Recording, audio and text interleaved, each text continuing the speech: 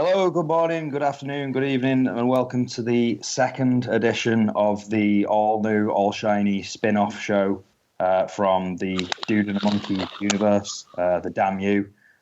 This is the second monthly, roughly, podcast, which is the Dude and a Monkey and a Mank presents Paying It Forward, or Playing It Forward, should I say.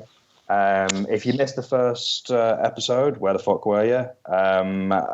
But basically, the overview is each month we, all three of us, myself, Marc, and Ian, who I'm joined by today. I'll say hello, gentlemen. Hi. Hello. Each month, myself, Marc, and Ian will select one movie for the other person in a sort of round table discussion.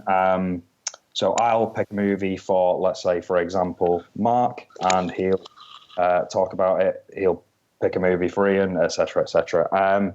So the way we did this and the way we came up with this is it was after the John Carpenter gig that we all kind of sat around, and Ian admitted that he hadn't seen The Fugitive. Marc decided to gift him that movie on iTunes, and we thought, wouldn't it be a great idea if we could each gift each other a movie on iTunes every month and then talk about it. So the idea is we're gifting a digital movie to one another that we feel the other person will get something out of.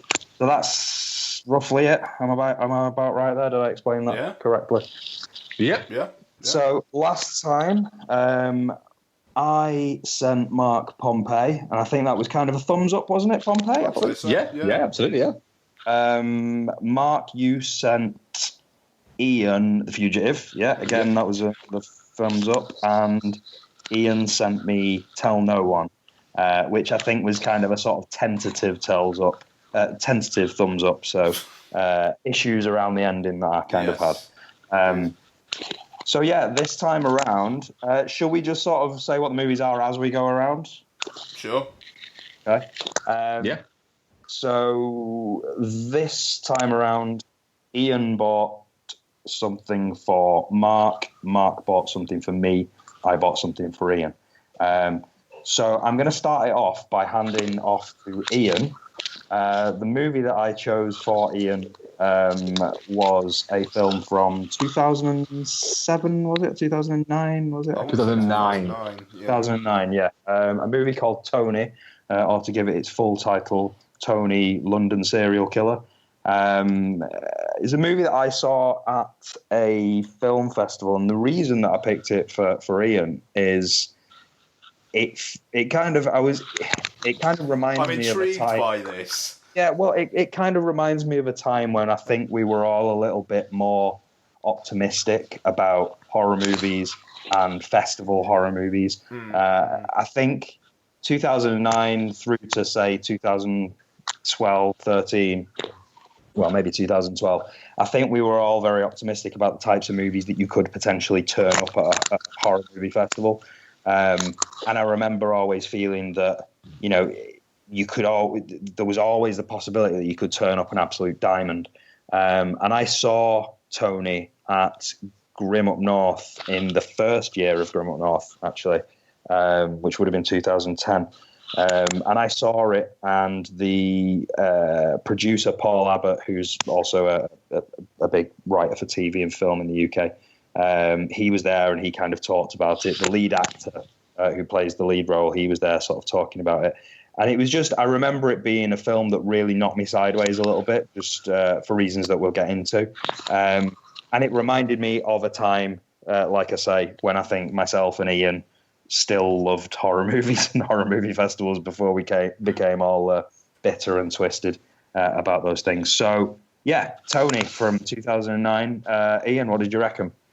Yeah, I mean, it's interesting, like horror, the many different forms it takes. Because like last night I saw A Cure for Wellness, which is like a $40 million Euro horror thing, which looks phenomenal. But like it has kind of like very campy horror stuff to it. Here, you've got one of the grubbiest films I think I've ever seen, and that's not a complaint, and that's not dismissing it. It is incredibly visceral. You feel like you need a shower after watching it, and I was intrigued as to why you got this for me. Even though then again, the thing that I got for you next month, you might be asking the same thing actually. So but I liked it, man. I mean, like, I'm not gonna say I'm gonna be honest. I'm not gonna say I loved it, but I liked it. It's the ending. I mean, all spoilers all the time. The ending of the film. I was kind of impressed by it, even though it kind of felt like, right, you're only an hour and 12 minutes long. Maybe something else could happen. Like, I like the way that it builds up to nothing. Yeah. And it kind of makes it... I thought the kind of the end credits were great, where it is just Tony walking around, obviously just being filmed behind him and whatnot, and like around a lot of like the haunts that we'd go to at Fright Fest. Like weirdly enough, like right outside the Empire in Leicester Square, and kind of in Chinatown and up like Piccadilly Circus and whatnot. The way. Sorry, go on. I was just going to say that's the thing I remember taking away from it. I rewatched it again last night. And I'll agree with you. I think when I first saw it, I was a much more optimistic person. I was much more ready to fall in love with horror movie festival movies. Mm-hmm. And I think I watched it again last night. I don't think I think if I saw that for the first time now, it wouldn't have had the same impact on me. And I still really, really liked it, but I think it had less of an impact on me. But the key thing that I took away from it last time was that ending. I loved that ending. I loved the notion that it just kind of set this guy up, showed you this horrible, grimy sort of world and this horrible man, and just sort of then, after it showed you who he is and showed you what he is, it just then sort of sits back and sort of says, and he's still out there, sort of thing, and just sort of leaves you with that sort of.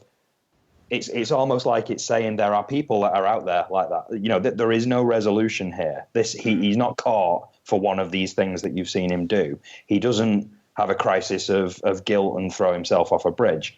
He's out there. He's out there right now. So and I really appreciated that about the ending at the time, I think.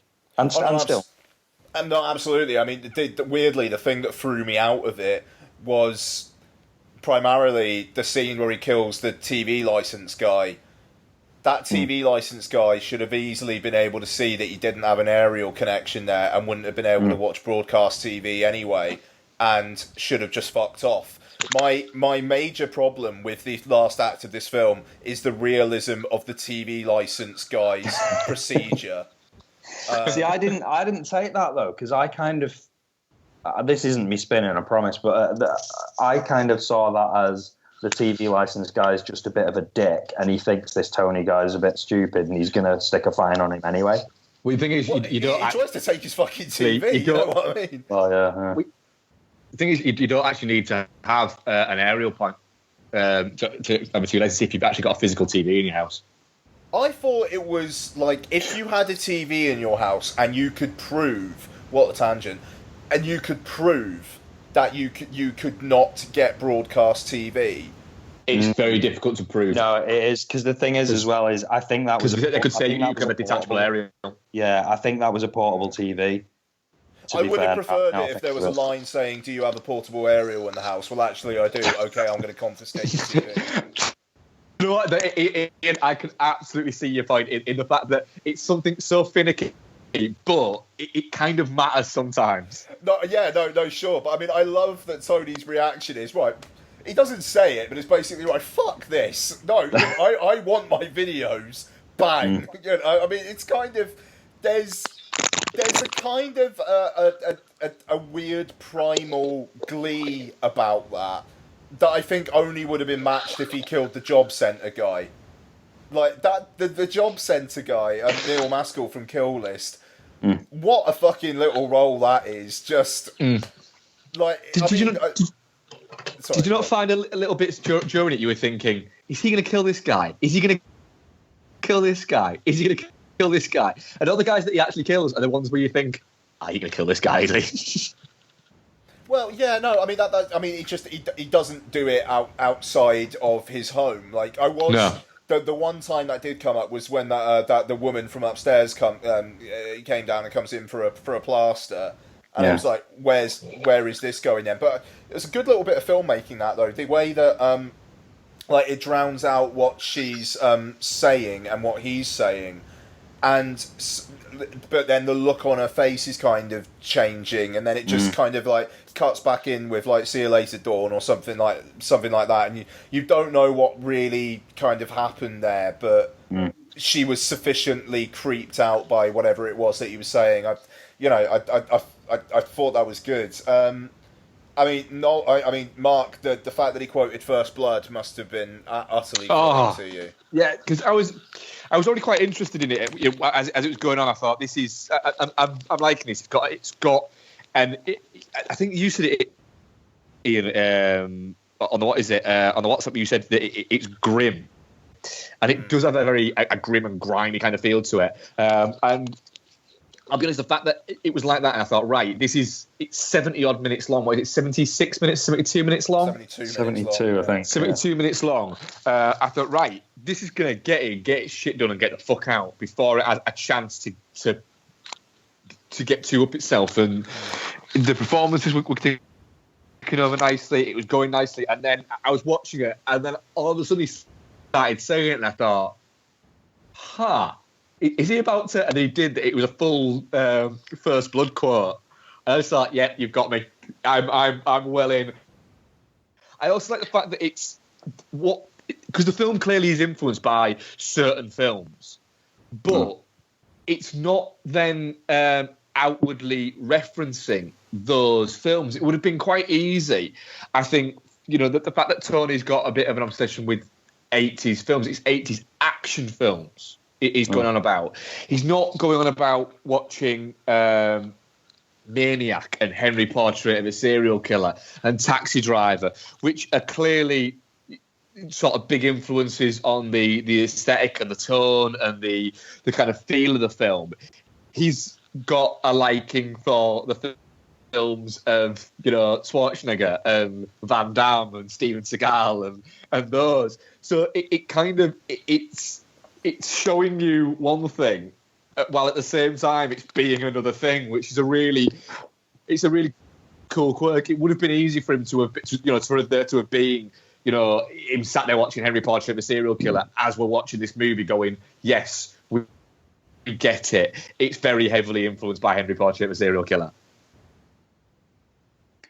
Yes. Yeah, no, there were a couple of other references in there as well. A couple of movies.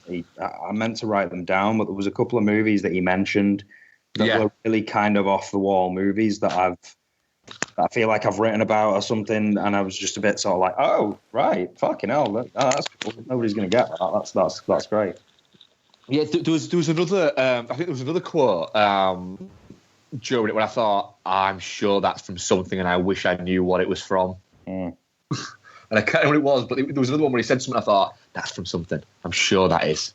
It helps with the sort of the seediness of it as well. Just the fact that he's sort of, he's making reference to movies that feel, I mean, they're not, but there's an element of like, he only watches certain types of movies and they're not sort of mainstream action movies. They're a little bit off the wall. It makes him seem a little bit, I realised I shouldn't be saying this, but it makes him seem a little bit weirder. And it helps because even the people, one thing that I really appreciate about this actually is even the people that he's killing really are kind of, they're not nice people. Like there's something about the people that he's killing as well. It's just a horrible world. It's like a horrible, seedy, gross world filled with horrible people, and he can lock them in his cupboard and chop them up and stuff like that, and it's no skin off anyone's nose. No, I mean that's the thing. They're not anybody who are really missed, are they? I mean, you even get the sense the TV license guy. No one's really going to be asking around after him. I got quite the vibe of Taxi Driver to the whole thing, to be honest. Yeah. Just it does kind of feel like if he had a bit more of an education or was a bit more socially aware, he would be like talking about the scum on the streets, and he would wish rain would come and wipe the scum off. You know, you've even got the scene of him going to a prostitute just to have a cuddle. Yeah. There's a moment of him sort of in a sort of gay bar as well, and even that gay bar is like, you know, there are certain gay bars on Canal Street, and I know what type of gay bar that is. Like, that's the seedy one, where the people who, like, you know, that's the really grim one. I could point you to a similar one on Canal Street that's exactly the same. But there's a moment where he's sort of in there, and he's sat there, and he's just looking out, and it feels, it's like you say, you can feel the grime on the back of your neck while you're watching it. It's horrible. But I mean, it is impressive though, isn't it? I mean, it's Gerard Johnson who did Hyena a year or two back, and I think Hyena is more impressive on a filmmaking level, on a storytelling level as well, and on a narrative level, yeah, absolutely. But this has got an authenticity about it, which, I mean, Hyena also has, but this is even more grim. And Hyena's not a ray of sunshine kind of film, I don't think. But I like I say, I just wanted to have a bath afterwards. Yeah, you know, I mean, I watched it like pretty much in the middle of the day, and it weirded me out quite sufficiently. So. Thank you so much, Noel. Excellent. That's exactly the response that I wanted, so that's good. Yeah, I was very impressed with it. The weird thing is, I decided that it was $2.49 to rent, and I thought, hang on a minute, it's $2.49 to rent, or it's $5.99 to own. I did exactly the same maths, and I thought, do you know what? It's a couple of quid to own it, so I bought it instead. And I thought, after it, do you know what? I'm probably, not definitely, but I'm not thinking I'm ever going to watch it again, but I might in a few years' time. But I'm glad I own it. In a weird, it's strangely, I'm glad I own it, because if I want to watch it, I can watch it. But it is the sort of thing where you'd have to be in a real certain mood to watch that movie. Yeah. But I'm glad I own it. I was mentioning to Noel that Gerard Johnson's next movie is a movie about Griselda Blanco, starring Catherine Zeta-Jones. The way that is, that Tony is and Hyena is, that telling that story is going to be. I'm really quite excited about this movie now. What is that? Because I was in the cinema when you were talking about that on WhatsApp, and the time kind of passed me by. Griselda Blanco was part of the Medellin cartel, and shit. She essentially was one of was very high up in the Medellin cartel, and where you had in Colombia, in Medellin, you had Escobar there, and then in Miami, she was essentially the Miami base of the cartel. So she ran the drugs through Miami, and had a passion for essentially anyone stepping on her toes. She just killed off, and was at one point, I think, by the FBI. I think she was under investigation for personally not just being involved in, but actually personally committing up to, I think, 50 murders that they could work out that she had actually committed herself, that they were investigating for, and then they reckon that it could be. She bragged previously that she'd killed hundreds of people herself. So, and you know, it's a proper budget on that. You've got, let's say, Catherine Zeta-Jones is playing Griselda Blanco. Of course, John Leguizamo's in it, but you've also got like Olivia Martinez. Jordi Mola is returning. I think he's reprising the same character that he played in Blow.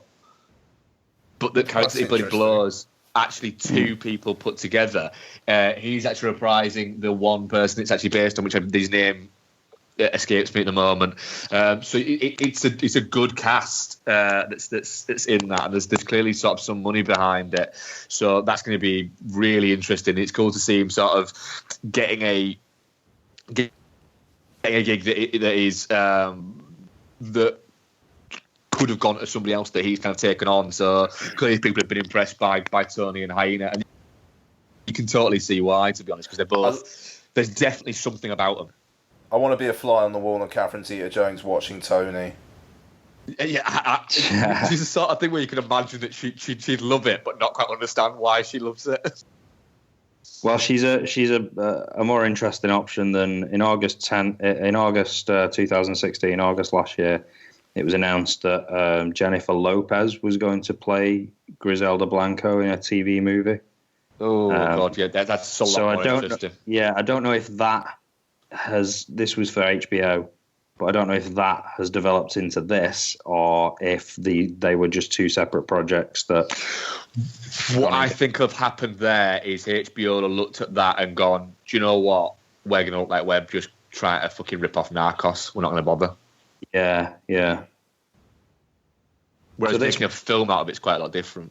Yeah, but that woman was this Griselda. She was pre Pablo, wasn't she? She was before Pablo, yeah, and I think they crossed paths ever so slightly, yeah. Okay. Well, I'm interested, definitely. Shall I? So, if that was. Well, yeah, so to wrap up then, is it something that you would recommend? Because I think that's kind of what we're doing here is recommending movies. So is it something that you would recommend? If you're listening to this podcast, give it a go, but don't recommend it to your mum. Yeah, that's it. I won't be recommending it to many kind of non kind of genre pick fans, but if you're a fan of genre cinema or anything like that, I think it's an absolute recommend. That's exactly what I'd say, and I think that the 72-minute runtime is a thing in there as well, where you can just go look. It's not going to take up too much of your life. So give it a go, and you'll either I don't know, if you're a genre film fan, I can't see you not getting on with this type of thing, really. No, the thing is, genre cinema of this ilk shouldn't be more than 92 minutes long, and the fact that this is 72 minutes long, I think shows. I don't think that's not a budget constraint. I think it's just I only need 72 minutes to tell this fucking story. There you go. It was based on a short film as well. It was only 14 minutes long. So there you go. Yeah. Excellent. So that sounds like it went down well. So yep, nice. Ian, do you want to hand over to Marc? Yeah, so this is a change of course. So Sundance hits are something that I come to with extreme trepidation, and especially ones that get bought up by a major distributor, just basically looking for awards. And that's what happened with Alfonso Gomez Reon. That's my go at his name. Yeah, I think he's spot on there, mate. Oh, cracking, thank you. So, yeah, Fox bought his Sundance hit, Me and Earl and the Dying Girl. Came out in, I think, the August of that year in the US and died a death at the box office. And it kind of already feels like it's been a bit forgotten, except for the Dying Girl of the title, Olivia Cooke, is now the female lead in Ready Player One, the Steven Spielberg film. So she's a bit of an up-and-comer. I watched this. Also, I did. Clive, he's going to be in Power Rangers, I think, is he? Oh, okay, fair enough. All right, cool. Yeah. Okay, that's okay, cool. That's good. So yeah, I came to this like not really knowing what to expect, but I had a really good time with it first time round. I do have issues with it, and I'm very intrigued to see if you guys are on a similar wavelength with them. But I very much like the aesthetic of it. It is slightly Wes Anderson-y, almost meeting Michel Gondry, with the almost kind of like Sweding the films. which does sound like it could be intensely annoying, and maybe it is for you guys. I got no idea what you thought about it, but I actually just thought it was quite funny, especially when you also have Nick Offerman in there doing his Nick Offerman thing, but not too much of it. It's just enough where I was left wanting more. But the central relationships in the film, I think, work. There are scenes in there which get me in the feels, I suppose you could say.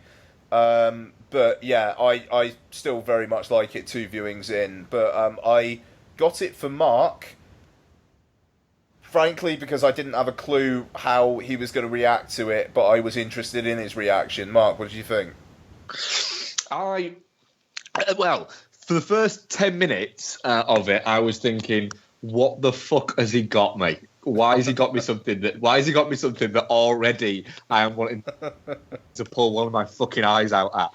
I must admit, just to jump in there, that opening, the opening minute with the animation, I thought exactly the same thing. I was like, it was fuck me. I actually paused it and went, oh fuck, is there an hour and fucking 52 minutes of this? And then once it gets itself going and it calms down a little bit. I'll be honest, I could have done without the stop animation throughout the entire movie. It irked me. It was a bit like you say, I'm not a fan of Wes Anderson movies, so it was a bit too Wes Anderson-y movie thing. And it was a bit like, do you know what? Every time you do that, you take me out of it. And I'm enjoying. Once I got to the point of I was enjoying being in it, I felt like it was pulling me out of it too much. My defence of that is that it is all told from the viewpoint of a kid who is growing up on these kind of arty films, and for me, it kind of feels like this is how he views his life. Well, yeah, and I can see that, and I was kind of thinking at that point, I was thinking, hang on a minute, this is a film being written and made by a guy in his, I think he's in his mid-30s, early 40s. I was thinking, what you're doing is you're projecting the way that you do things, that you view things onto like an 18-year-old kid. And then I started thinking, hang on a minute though. The weird thing is I had a Mean Streets poster and a Taxi Driver poster, and really fucking weirdly, I had a 400 Blows poster on my walls when I was about 17. You are Greg. So. And did you also used to make movies using nothing but sellotape, cotton wool, and string? If I had the mental dexterity to do so, I probably would have. Had iPhones been around then, yes. So I was thinking, do you know what? No, it isn't. There are kids out there like that. I was watching Werner Herzog films at that age and was being that kind of douchebaggy kid that he is. So once the film kind of settled into itself and sort of started finding its rhythm, I actually kind of started to quite enjoy it. It's the weird thing of, there will be kids out there who are interested in film who are watching these films because they can get them quite easily now. When we were around that age, it was hard to come by these films. You had to actively search them out. There wasn't YouTube. You'd had to hope that there was at your local video store that they had a little world cinema thing, or that you had a guy who worked there that would give you these, that say, oh, you like that? Well, watch this, and fucking, oh, you like that? There you go. So you build your interactions and you tailor your interactions to the person that you want to become when you're that age. And he sort of wants to become the person who watches foreign cinema and takes from that. Earl just seems to be kind of along for the ride of, well, yeah, that's fine. You get the feeling that Earl watches these things and does these things when he's with Greg. But when he's not with Greg, he does the normal things that a kid would do. He's listening to hip-hop and watching whatever. But you've got that juxtaposition of these two people of Greg's kind of decided that he's socially awkward, but kind of isn't. He's just quite normal. I like the way Earl basically just fucking chews him out about stuff, and he's just your archetypal kid. Just says, when he went round to see Rachel for the first time, it's like, did you get on those titties? He's like, no, he said, you should get on those titties. And it's almost like he's doing it just to be a dick. Yeah, because that's the thing. I mean, like, Earl's interactions with Rachel, to be honest, I kind of thought it was going down a road that, like, they were going to start having a thing or something. Yeah, I thought that was coming. I thought that. I think had she not... I don't think there's ever any... I think the film is at pains to say there's no real romanticism between Greg and Rachel. They do just seem... They're just friends. Yeah. Whereas I think that had it been Miel and the dying girl that didn't die, it maybe would have been Earl that she would have ended up with. Yeah. And I don't think that would have been Greg and have seen a problem with that or would have felt shunned. I don't think he doesn't ever seem to see Rachel as that. They're just really, really good friends, and he's struggling to sort of get behind what's going on. It's like you say, as the film starts to go, there is some really quite emotional low points, I'd say, within it, where it does start to kick you a little bit. Oh, there's some raw shit in here, man. I mean, like the scene where she tells Greg that she's going to stop the treatment, and it's the like static shot of them, like the two sides of the frame. It just like there's the film's quite heavy with the moving the camera through most of it, but that one it remains still, and it's obvious, but it works. I mean, but I think that's through the strength of the performances as well. I mean, Olivia Cooke is very, very good in this. I think they're all very good, to be honest. Yeah, no, totally they are. But like, just the way that she, how do you get into the headspace of a girl who's got to like pretty much terminal cancer? How do you get into that headspace? It must be virtually impossible. And yet, she just seems like she has reached that point where she's given up. It's just like it's no use anymore. She's from round corner from yours as well. It's really impressive. Yeah, she's from your way now. Is Olivia Cooke? What is she? Yeah, she's from Oldham. Oh really? Oh yeah. Born in yeah. Well. Yeah, she nails the Americanness of everything. And I totally thought she was American. I would not have. It's not. What I did enjoy about it, if you take away from the stop animation that crops up in it, it's not overtly quirky in a sense. Once it starts to tell its story, it's just kind of telling that stuff story. That intrusive. I don't like that type of thing.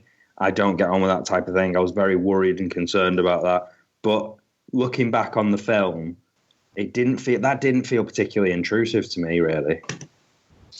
I mean, sorry, I was just wondering what Noel actually thought of the film. But Mark, if you want to, sorry. No, I was just about to say the same thing, to be honest. Yeah, no, I did really like it. I think there's a couple of aesthetic things that I wasn't crazy about. Obviously, the sort of Gondry sellotape, cotton wool and string stuff we've mentioned is not something that I get on with typically. But like I say, I think once the film got going and I got on board with the characters, that stuff didn't feel intrusive.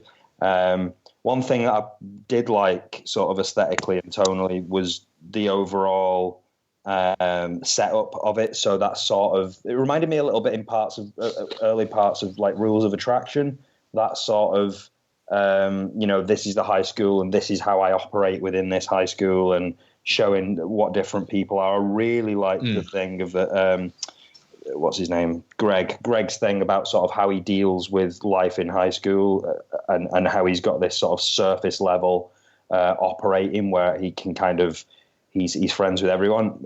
Mark, you sort of said, you were like Greg in school for reasons of the types of things you like. I feel like I kind of got a bit of that as well. I felt like I was a lot like him in school, not necessarily because of the film stuff, more because of I used humor quite a lot in school to get along with everybody. Like I got on. I didn't hang around with the bad kids, but they thought I was funny, so I got by. And I seemed to just get on with everybody just by making them laugh, sort of thing. So there was an element of that. I really enjoyed that side of him, and how that, how that wall that he's built for himself, or how that aesthetic, that I don't know what the word is, how that persona that he's built for himself starts to sort of crumble when real emotion and real, and death sort of comes knocking on the door of it all. Something as serious as leukemia sort of comes, and he's forced literally to kind of confront this real world stuff. It's not movies. It's not sort of senseless and pointless conversations with people just to keep the peace. This is a real, unavoidable thing that he's faced with, that he's going to have to deal with. And it's sort of, the knock-on effect of that is it sort of crumbles all the surface level stuff around him. So I enjoyed all that. I think it wandered off that stuff a little bit when it got into the cancer stuff, which is absolutely fine. That's the point of the film. But it did come back to it as well with the hot girl character who kind of creeps up later on, and he just sort of confronts her and he's like, fuck you, what is this about? Why are you putting your hand on me? Just like, fuck you. So I really enjoyed all that. There's definitely a couple of sort of gut punch moments in it. I think the young cast handle it brilliantly. Olivia Cooke was brilliant.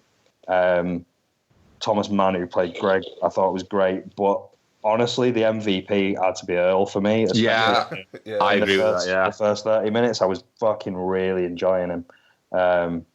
Nick Offerman, I can take or leave that guy, but he did sort of contribute in here. And the other one, I can't believe we've not mentioned him, is John Bernthal. Oh, he's fantastic, isn't he? Me, how much did you want him to be your teacher? He's such. I love the little. I thought the whole them getting stoned thing. Yeah.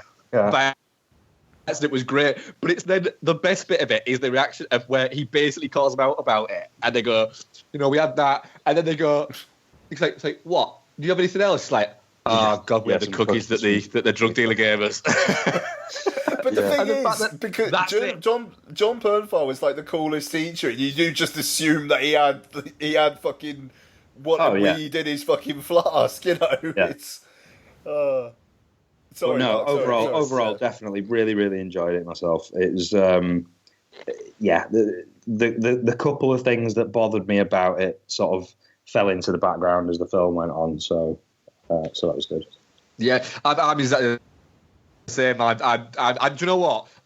I'm very glad that Ian got me, because I probably would never have got to it. It would have been one of those things where I would have gone, I'll watch it, and then 3 or 4 years' time it'll have passed, and it'll have been, do you know what, I don't need to watch it now.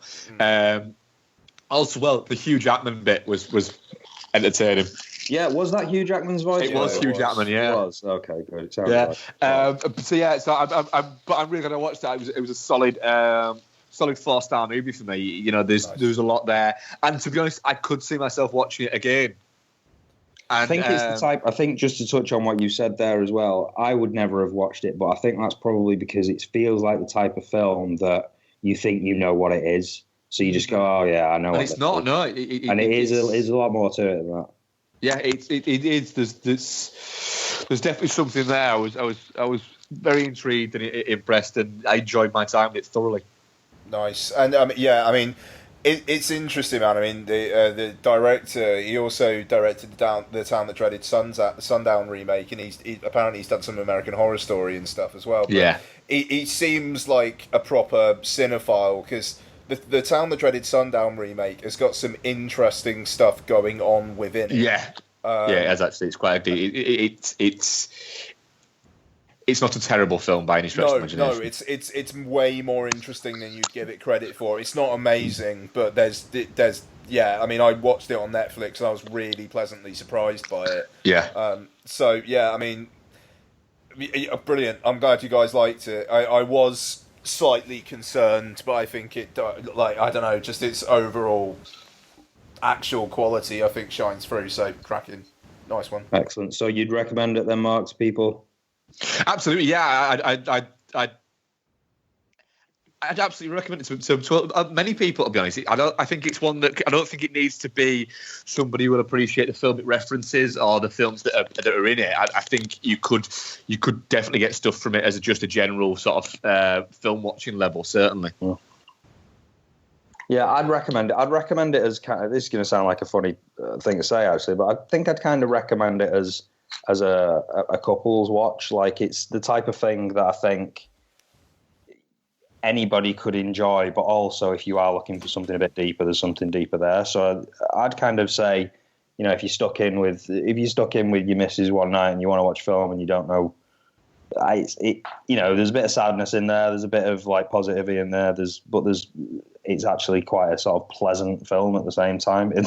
Being that it's about a girl who dies from cancer at a young age, it does feel sort of positive in a way. Does that make sense? Or I don't know. Yeah, it's a different take on the sort of coming of age. It's a coming of age drama that kind of throws in consequences, I suppose. Mm.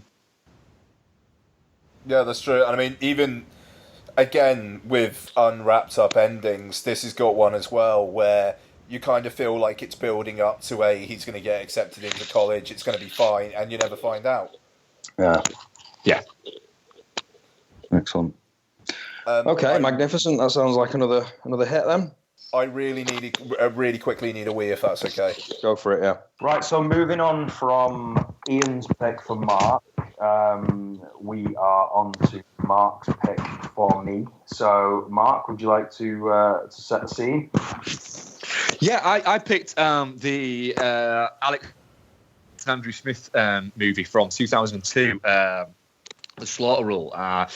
It's a very early Ryan Gosling movie before The Notebook and Drive kind of catapulted him to more of to a more recognisable face. It also has Clea Duvall, who was in a lot around sort of this era. She was, she's so hot right then.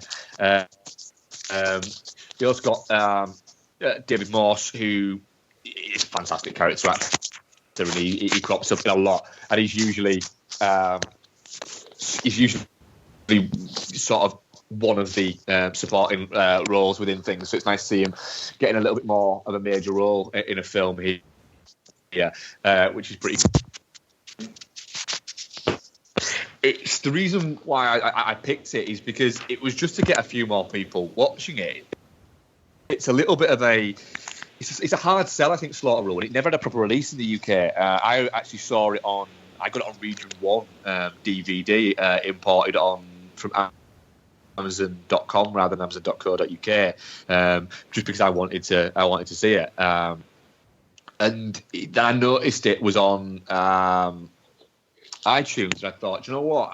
I think more people should watch this. Not because it's a 5-star movie or anything like that, but just because it's an interesting movie, and it shows Ryan Gosling at the start of his career that he very early on had the acting chops that we are now kind of seeing the fruits of. But he was a very different actor back then when he was doing things like this. And have either of you guys seen The Believer?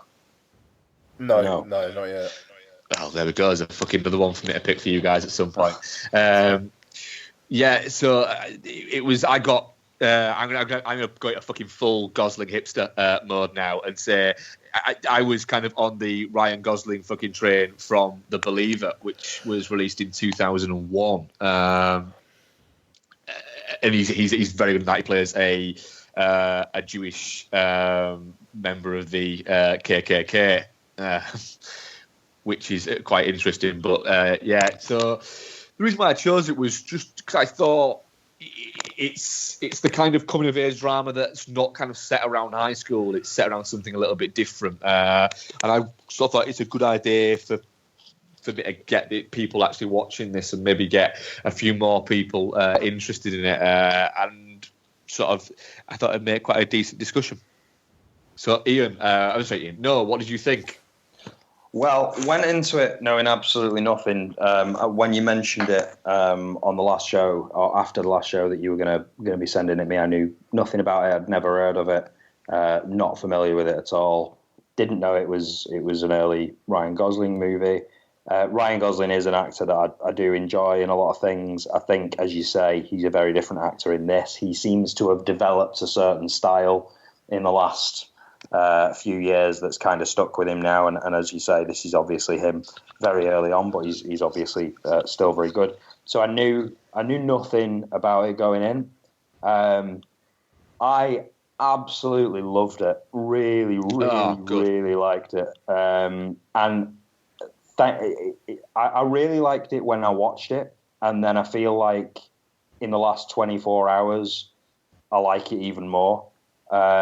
Just, having to think about it more and go back and go, all right, well, what was it that I actually did like about that? I feel like I've gotten an awful lot more by thinking about it.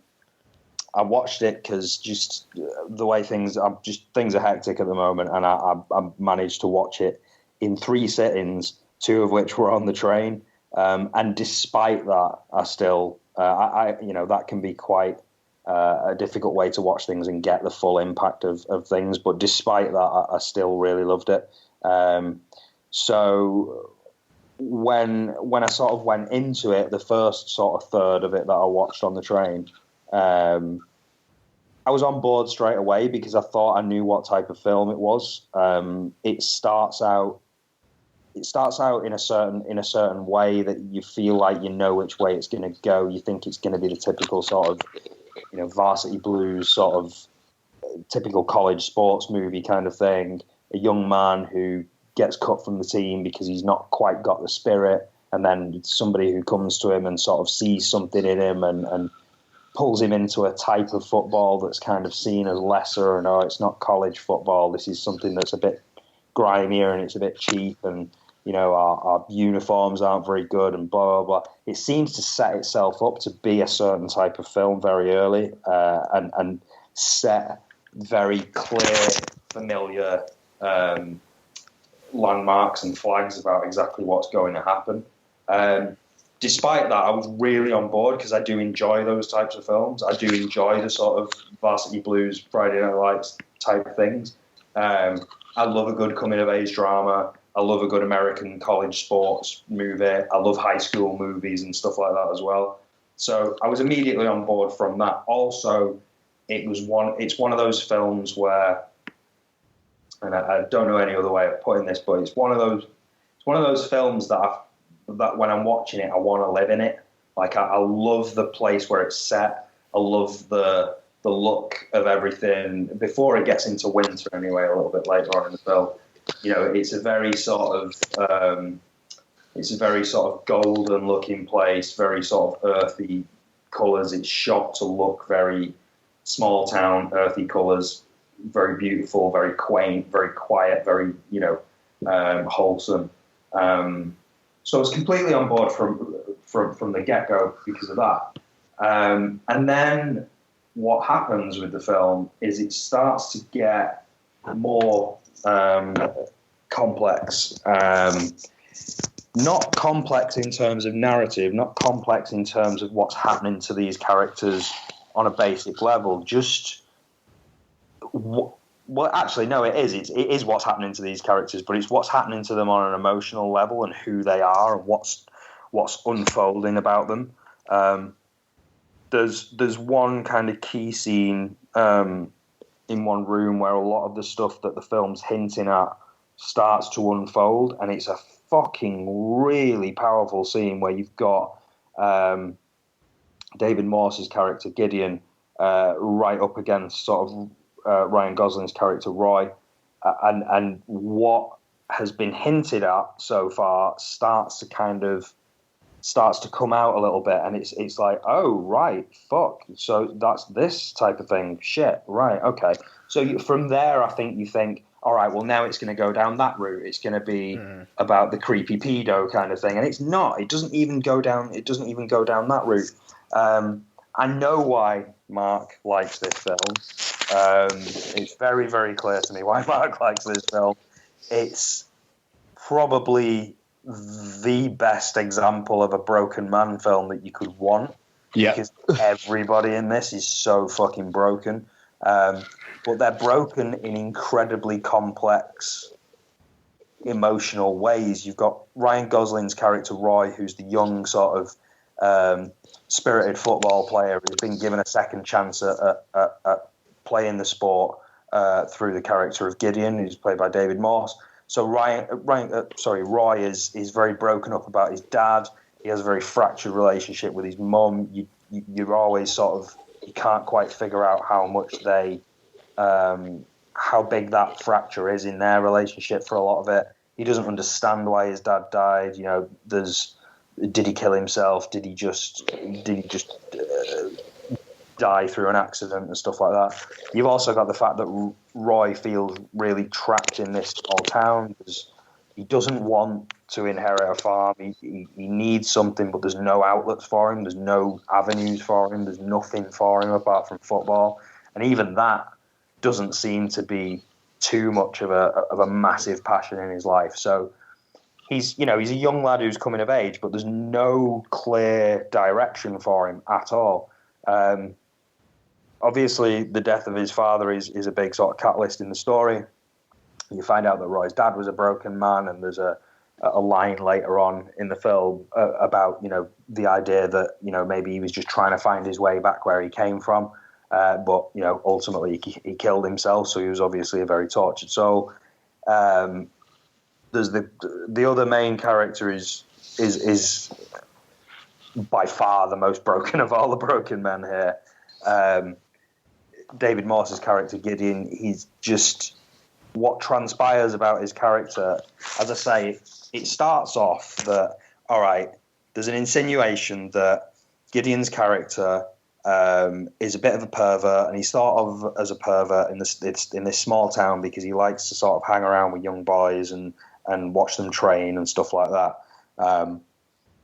So when that sort of comes out a little bit more, you would expect the film to then go down a different path and sort of, all of a sudden he's the bad guy, he's the bad creepy guy, and he's a weirdo that sort of that's abusing his position in this way. But it kind of doesn't.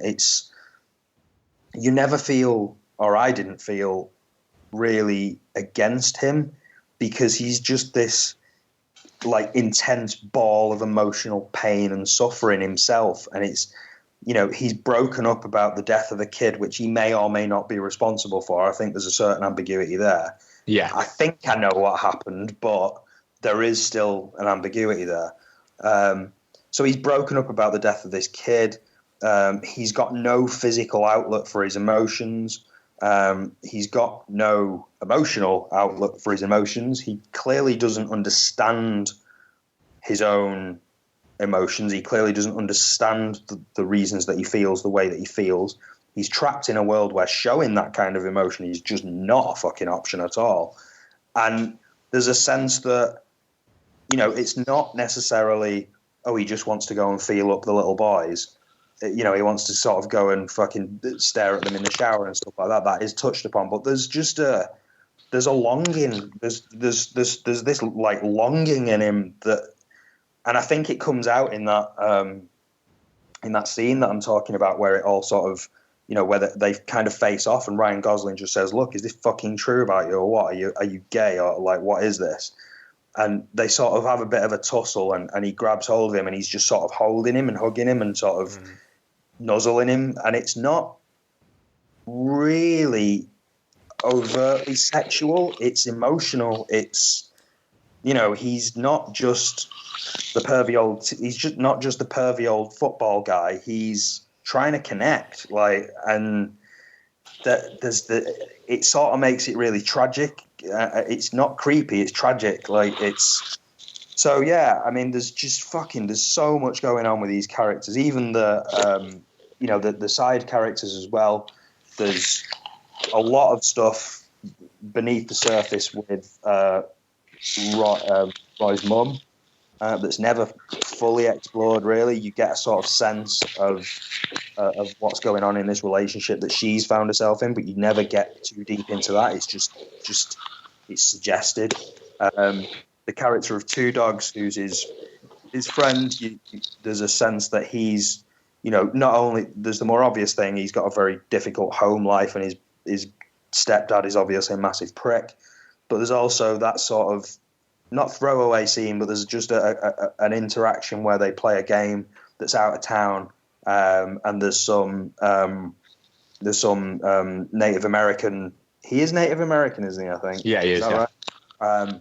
There's some sort of Native American kids there, and they sort of say to him, you should stay here and sort of find yourself a little bit. And there's a suggestion that he's sort of lost his spiritual identity a little bit because of his home life. So there's so much going on beneath the surface.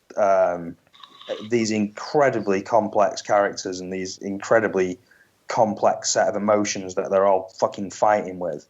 And it's always there beneath the surface. You've got, there's a very clear narrative and there's very clear drama, but there's just this constant sense of like volatility that like something's going to go off or something's going to pop its head out above the surface and everything's going to go mental. I loved it. And even now I'm thinking about it more. I like it even more. It's fucking great. Really, really, really good. Good. Ian, what were your thoughts on it? Yeah, I liked it. I mean, fair play, Noel. That's great. I didn't like it as much. I mean, I was a little surprised at it kind of its lack of focus, I suppose. But I don't know. I didn't really know what to expect going in. I didn't read anything about it. I just knew Ryan Gosling and Claire Duvall were in it. So yeah, their relationship, I kind of thought didn't add an awful lot apart from just further emphasising that he's broken. I mean, it very much reminded me of Fat City, the Jeff Bridges film, and Stacey Keach, I think it is. Yeah. From like the 70s John Huston film, which it kind of has a similar like young man kind of, kind of thinking he's hot shit and having to kind of understand that he's not, and that there is stuff wrong with him. I mean, David Morse, having him in a lead role is great. I mean, it's a rare treat, and he fucking aces it. I mean, like Noel was saying, that scene with Gosling where it does look like it's going to take a turn towards the pedo but doesn't, is fantastic. Like, you'd imagine if there was like an Oscar nomination, the clip would be coming from that scene. Yeah, no, for sure. But yeah, I mean, just like the stuff with the football, it kind of almost felt incidental. So did Claire Duvall. So I suppose I had some problems with it there. But overall, yeah, I liked it. I'm certainly not pissed off that I watched it. But to be honest, I don't have anything nearly as interesting to say as what you just said there, Noel, frankly. It's obviously I've taken a lot from it, but I think ultimately the fact that these characters are dealing with what they're dealing with and having to butt up against each other in that way, but at the centre of it you've got Roy and Gideon, and by the end of the film they haven't left each other.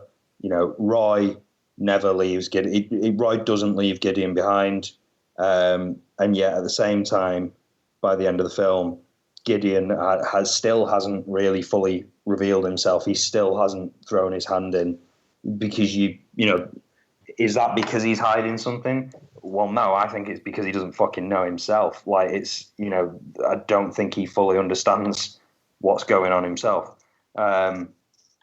So yeah, it just felt like there was a lot of emotionally a lot to chew on.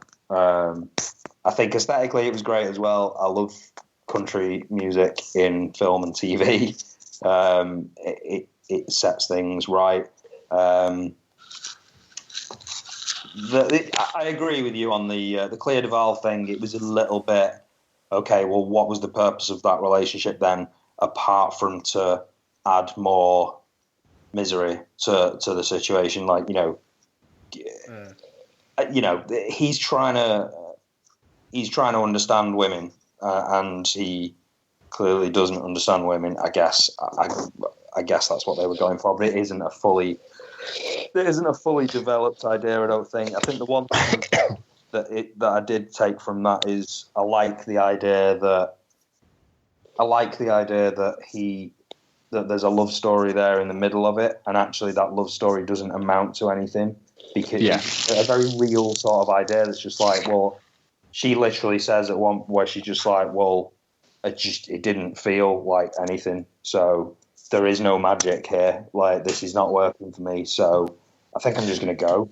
So it's, it's a realistic approach to that, and it would have been a lot worse, I think, if, I think you can criticise it for not fully developing that relationship, definitely, but at the same time, I think the fact that it doesn't resolve the relationship is probably a good thing, because it gives it that realistic idea of, you know what, sometimes things just don't feel right, and you don't continue a relationship.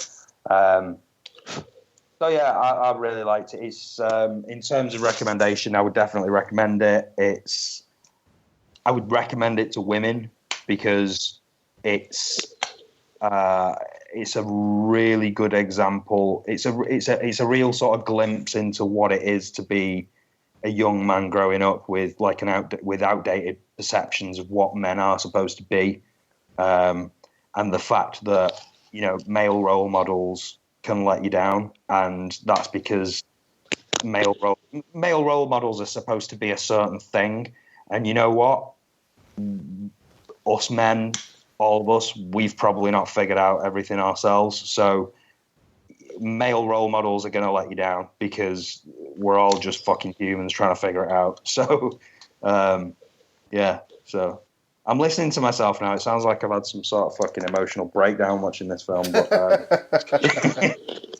loved it. So, yeah. I'm really glad that you enjoyed it, and I'm glad that as well, Ian, that you liked it. I just think it's a film that like I say, it seems like it should have been seen by more people, but it's one where I'm surprised it's never really found its place because of the cast, and it seems a little bit. It seems like that happens a lot with David Morse films. I think you go through quite a few and say, why isn't that found its fucking place? He's been in so much, but he's been in so many, great, genuinely great movies. I mean, The Indian Runner is fantastic. The Sean Penn's directorial debut, and also I'm thinking The Crossing Guard, the next Sean Penn movie. He plays a lead in both of those, and they're both fantastic movies. I also think he did one. Did he do one with Edward Norton in the mid? No, he did. Yeah, Down in the Valley. Has you guys ever seen that? That's the one where Ed Norton's like a cowboy. Modern sort of. Yeah, I believe I saw it. I can't remember it at all. Yeah, it's sort of it's like you were saying. It's nice to see David Morse in a lead role. I've just actually checked. The Ryan Gosling film, The Believer, isn't actually on iTunes, so it wouldn't qualify for Pay It Forward. So I can sort of say to you both, I'd recommend tracking that down, because it's a really good watch, and it kind of shows how that from his first proper film role, that Ryan Gosling was destined to become the Ryan Gosling that he is now. Excellent. Yep. Well, definitely recommend for me.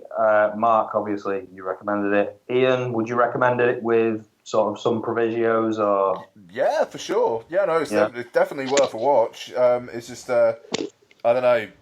Like, you were very, very effusive, so I suppose I'm just I'm a bit below that. That's all. But yeah, no, definitely worth a watch.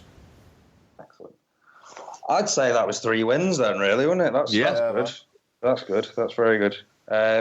Okay, so that was our 3 recommendations: The Slaughter Rule, Me, Earl, and The Dying Girl. And my mind's gone blank. What else did we just do? Tony. Yeah, that was my recommendation. Fucking hell. Start and get if you can. You know what? I've been looking at iTunes this evening for my next pick, and a surprising number of films are not available on iTunes, I have found. When you're picking for this type of thing, yeah, it can be a little bit. Really annoying. But yeah, anyway. So that was our 3 recommendations. We will be back probably in a month-ish with more of the same. I will be picking for Marc next time. Marc will be picking for Ian, and Ian for I. Ian has already kindly sent over his choice. I've got a few shortlisted here that I'll run by Marc to find out what he's seen and what he's not seen. And we will pick it up from there. I've also decided Ian's as well. Okay, all right. I think if you've got a shortlist there, Noel, I think you should bang through it, and the first one that Marc says he hasn't seen is what you do. All right, okay. I'm a bit worried he's seen them all, though. Right. Let's try it. This one has got Marc written all over it if he hasn't seen it. That awkward moment. That awkward moment. Oh, is that the Zac Efron one? Zac Efron, Michael B. Jordan, and Of I've course seen it. he's seen that. I thought he would have. The Gambler.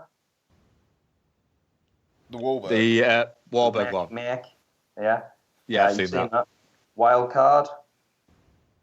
Statham. Yep, seen Wildcard. The Principal. Ooh. Yeah, I don't think I've seen that. 1987, The Principal with John Belushi as it's kind of a Criminal Minds kind of deal. Nope, not seen it. Brilliant. Sounds brilliant. Right, that's what it'll be then. Yeah.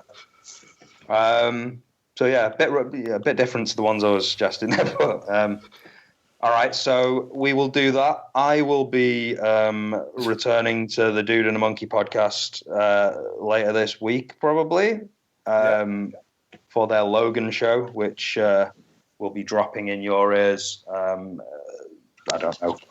Weekend, is that when you usually put stuff up? Well, I suppose it depends on when we record. Yeah, well, just fucking We'll keep work your it head out. up, people, you know. So that was that. Ian, what have you chose for no? Oh, are we gonna just say what the films are then? May as well, eh? Yeah. All right, we might as well because then Yeah. people can watch them if they want to. Yeah. Yeah, we're gonna do The Greasy Strangler. Mm-hmm. I can't wait. Which is giving me an excuse to watch it. I cannot wait to see what you two think of it. It's quite something. I'm gonna need to watch this in the right frame of mind. I think. Oh aren't I? yeah. Yeah. And Ian, I am sending you one that I think is going to be a good one. I think cause I'm almost certain that Noel will have seen. That I know Noel's seen this, and he will have rented it probably a couple of times. And I'm a huge fan of it. I'm sending you Deep Cover. Oh yeah, that's a good one. Oh shit! Yeah. Okay. I've had this on a list to watch for the longest time. Yeah, Excellent. all over it. Oh, it's been a long time since I saw that. Actually, that's going to be a good rewatch. Yeah, Deep Cover, a VHS rental favourite. Yeah, fucking great soundtrack as well, man. It's a great soundtrack. Yeah, and also it's directed by Bill Duke. Oh shit, is it? Yeah, directed by Bill Duke. I didn't know that. Yeah. Well, Ace.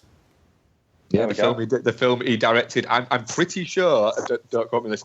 I'm pretty sure. Yeah, it was the film he made before he made Sister Act 2 Back in the Habit.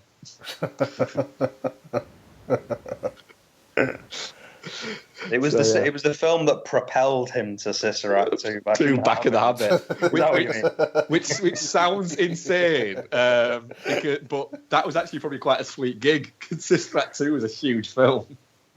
Brilliant. Oh, that's cracking. Yeah. Excellent. Some Bill Duke action on the next show then. Yeah. Okay. Well, I guess that's everything then. Isn't it, guys? Anything else to say? No. No. Yeah. Right. Well, that's it from us all then. We'll speak to you very soon on Dude and a Monkey podcast when it returns to normal service. And good night and enjoy the fucking Oscars. Yay.